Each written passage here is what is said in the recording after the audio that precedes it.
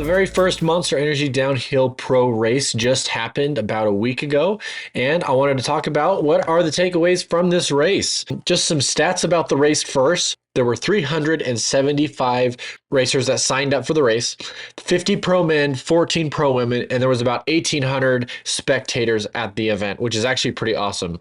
I don't know what I was expecting, but I think that's pretty sweet for considering this is the very first event in the series. Qualifying times were around the 2-minute 10 mark for the elite women and the 2-minute and 1 minute and 50 mark for the men. In qualifying, first was Kaylee Skeleton, Aletha Ostegard was second, and Eric Van Leeuwen was third. For the elite men, Austin Dooley qualified first, Lucas Shaw qualified second, and then Christopher Grease qualified third. Richie Rude did qualify fourth, which I found super interesting since will be his first year racing downhill instead of enduro. And then for the fifth elite men was Dakota Norton. For the elite women, Aletha Ostegard qualified first, then Frida Roning in second, and then Erica Von Leeuwen in third. Sorry if I'm slaughtering those names. It was cool. In the elite women for the final results, 3 different countries for first, second, and third, which is pretty awesome. And then in the elite men in the finals, Dakota Norton ended up taking the win at 1 minute and 50 seconds. Then Austin Dooley got second, and then Lucas Shaw got third.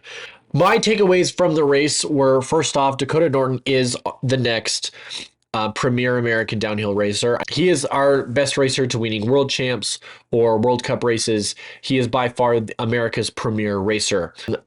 Was very interested to see how Richie Rude would do. It was cool to see him qualify in the top 5, but he did finish the race in 7th in the finals. So it'll be interesting to see how he does at World Cups, which comes on to my next kind of point.